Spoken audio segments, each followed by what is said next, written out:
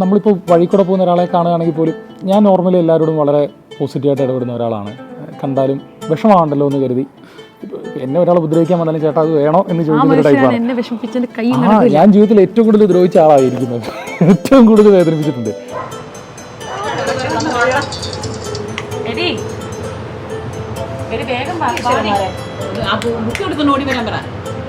എന്തോ അയ്യോ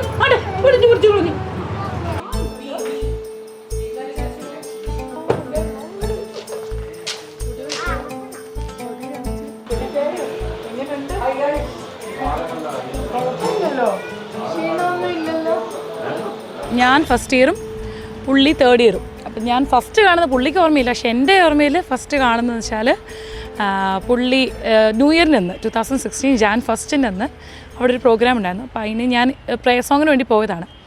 അപ്പോൾ അവിടെ ഞാൻ പ്രേയർ സോങ് പാടാൻ വേണ്ടി നിൽക്കുമ്പോൾ എന്നെ ഇങ്ങനെ നോക്കി പിടിപ്പിച്ചുകൊണ്ടിരുന്നു. അപ്പോൾ അന്നത്തെന്ന് പറഞ്ഞാൽ സീനിയേഴ്സ് എല്ലാവരും നമ്മൾ റാഗ് ചെയ്യാൻ വരുന്നു. അപ്പം ജൂനിയേഴ്സിനെ കാണുമ്പോൾ തന്നെ അവർ വെയിറ്റ് ഇട്ടല്ലോ, അപ്പോൾ ആ സെറ്റപ്പിൽ ഇട്ടായിരിക്കും. പക്ഷേ അന്ന് ഈ കണ്ണ് എനിക്ക് സ്ട്രൈക്ക് ചെയ്തു. ഇഷ്ടമായതുകൊണ്ട് തേരാപ്പാലം നടന്ന് ഇങ്ങനെ എക്കണോമിക്സ് ഡിപ്പാർട്ട്മെൻറ്റ് അത് കണ്ടുപിടിച്ചു.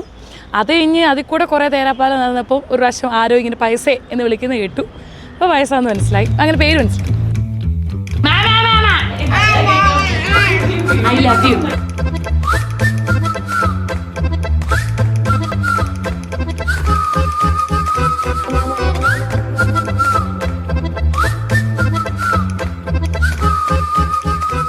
ഒരു ഗാനമേളയുടെ ഒരു പരിപാടിക്ക് ഒരു ടീമിനെ സെറ്റപ്പ് ചെയ്യുന്നതിനിടയിൽ ഒരു ബാൻഡ് സെറ്റ് ചെയ്യുന്നതിനിടയിൽ പാട്ട് പാടാൻ വേണ്ടി ക്ലാസ്സിൽ ചെന്ന് വിളിച്ചപ്പോഴാണ് ആളെന്നെ കാണുന്നത്.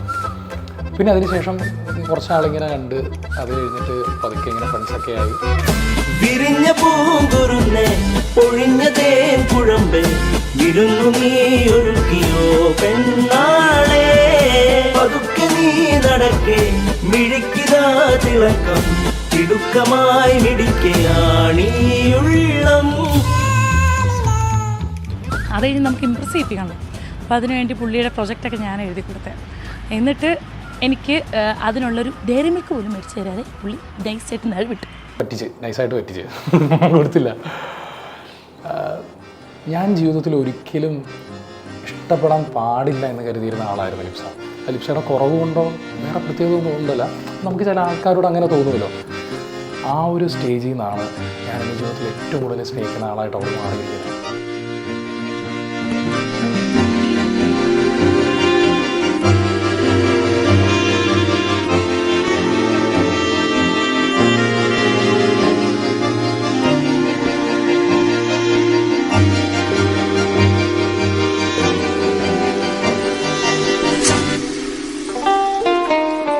അത് കഴിഞ്ഞിട്ട് പിന്നെ ഒരു 2 കൊല്ലത്തേക്ക് ഒരു കോൺടാക്റ്റും ഇല്ലായിരുന്നു. കോൺടാക്ട് എന്ന് പറഞ്ഞാൽ പുള്ളി തിരക്കായി, പിന്നെ ഞാനും തിരക്കായി, അങ്ങനെ അങ്ങ് പോയി.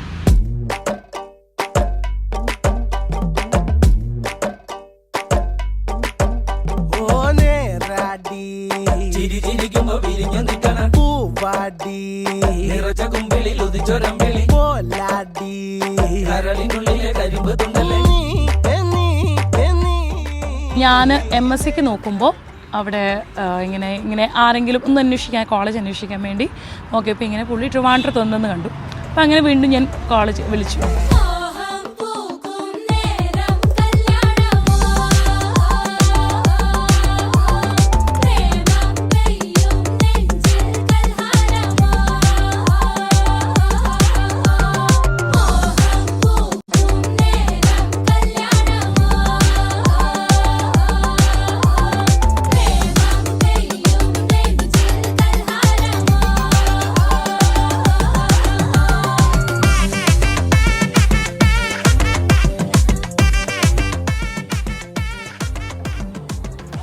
ഒരിക്കലും സ്നേഹിക്കാൻ പാടില്ല എന്ന് മനസ്സിനെ പറഞ്ഞ് നമ്മൾ പഠിപ്പിച്ചുകൊണ്ടിരുന്ന ഒരാളെ ഇന്ന് ജീവിതത്തിൽ ഏറ്റവും കൂടുതൽ സ്നേഹിക്കുമ്പോൾ കിട്ടുന്ന ആ ഒരു സിറ്റുവേഷനിലാണ് ഞാനിപ്പോൾ പൊയ്ക്കൊണ്ടിരിക്കുന്നത്. മൊത്തത്തിൽ ശരിക്കും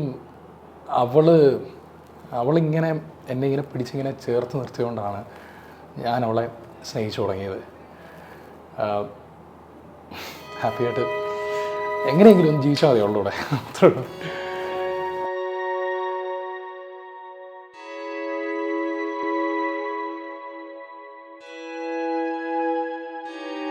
നോക്കിക്കോണം എൻ്റെ പെണ്ണിന് എൻ്റെ പെണ്ണിനെ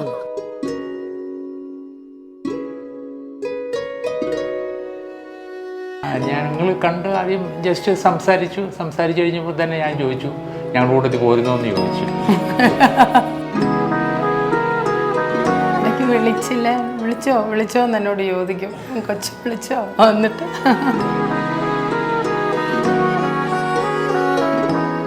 പ്രിയപ്പെട്ടവളെ, dedication, determination and hard work, നമ്മൾ പലപ്പോഴും തമാശയായിട്ട് പറയുന്ന ഈ 3 വാക്കുകളാണ് ഇന്ന് നമ്മളിവിടെ എത്തിച്ചിരിക്കുന്നത്.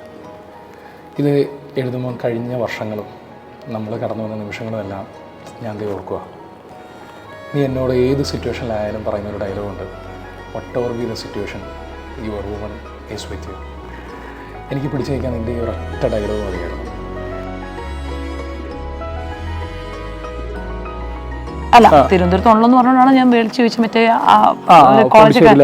കോളേജിൽ അന്വേഷിപ്പിച്ചൊക്കെ. അപ്പോൾ ഞാൻ ട്രിവാൻഡ്രത്തുണ്ടെന്ന് പറഞ്ഞു. അപ്പോൾ ആളും തിരുവനന്തപുരത്ത് വന്നു. അപ്പോഴാണ് ആൾ മറ്റേ ഡയലോഗ് കൊടുക്കുന്നത്. പഴയ ഒരു കടം, ഒരു 2-3 വർഷം പഴക്കമുള്ളൊരു കടം കിടപ്പുണ്ട്. ഷാർജ ഷേക്ക് അവിടെ ഉപയോഗിച്ചു. അങ്ങനെയാണ് ഞങ്ങൾ പിന്നെ ഷാർജ ഷേക്ക് ഉണ്ട്, ഒരു ഷാർജ ഷേക്ക് കുടിക്കാൻ പോയതാ. ഇപ്പോഴേ പറന്നു പോകുന്നിതാ ചിറകിലാനന്ദമായി ഇണകളായി നീതാ മണികളായി ഉതിർന്നു വീഴുന്നിതാ ചൊടികളാലോലമായി തളിരിടുന്നു ഇനിതാ. ഞാനെപ്പോഴും സ്ഥിരം ഉപയോഗിക്കുന്ന വാക്കുണ്ട്, എൻ്റെ ജീവിതം ഫുൾ അൺസർട്ടനിറ്റിയാണ്. അപ്പോൾ ഞാൻ മറ്റേ കോച്ചിങ്ങിനും പരിപാടിക്കൊക്കെ കിട്ടി പോയാൽ പോയി എന്നുള്ള അവസ്ഥയാണ്. ഞാനതൊക്കെ പറഞ്ഞത് നമ്പറിട്ട് പേടിപ്പിക്കാൻ വേണ്ടിയൊക്കെ ഇങ്ങനെ ഇരിക്കുകയായിരുന്നു. കുറെ അൺസർട്ടനിറ്റി ഒക്കെ ഞാൻ അടിച്ചിറക്കിയിട്ടുണ്ട്. ഞാൻ കേട്ട് പാണ്ടാണ് ഞാൻ ചോദിച്ചു. അതെ, കുറെ ആയില്ലേ അൺസർട്ടനിറ്റി, എന്നെ കൊണ്ടൊക്കെ പോയാൽ മതി എന്ന് പറഞ്ഞു. ഓക്കെ, അങ്ങനെ ഒരു വാക്ക് പറഞ്ഞാണ് ഇഷ്ടപ്പെട്ടു തുടങ്ങിയത്.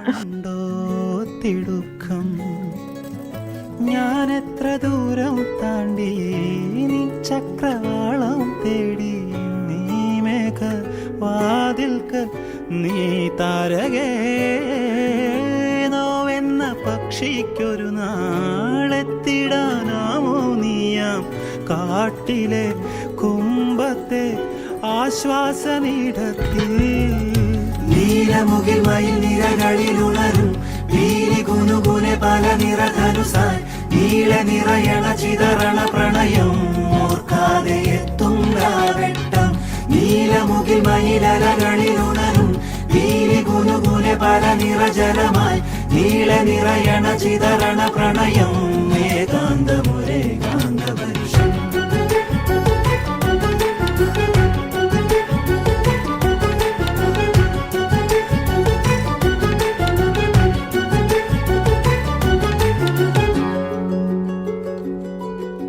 അടുത്തിരിക്കാൻ പറ്റി അല്ലേ, ആരെയും പേടിക്കണ്ട അല്ലേ, കെട്ടിപ്പിടിച്ചിരിക്കാൻ പറ്റിയല്ലേ, ഭയങ്കര സമാധാനം.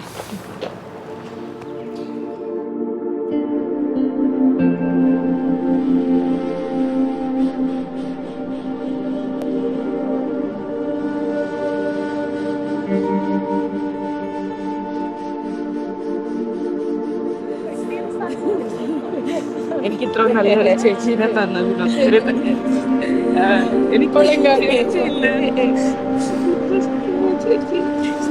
എനിക്കുള്ള അമ്മ നാളെ പരിപാടി.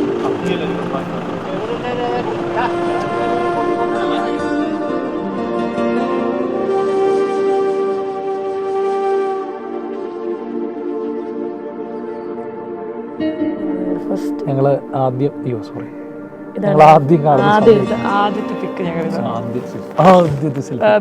ബൈക്കിന്റെ ഹെൽമെറ്റ് പിടിച്ച് ഇതിങ്ങനെ ഇരുന്നാണ് ഞങ്ങൾ ഇതിങ്ങനെ അതാണ് ഞങ്ങൾ തുടങ്ങിയത്.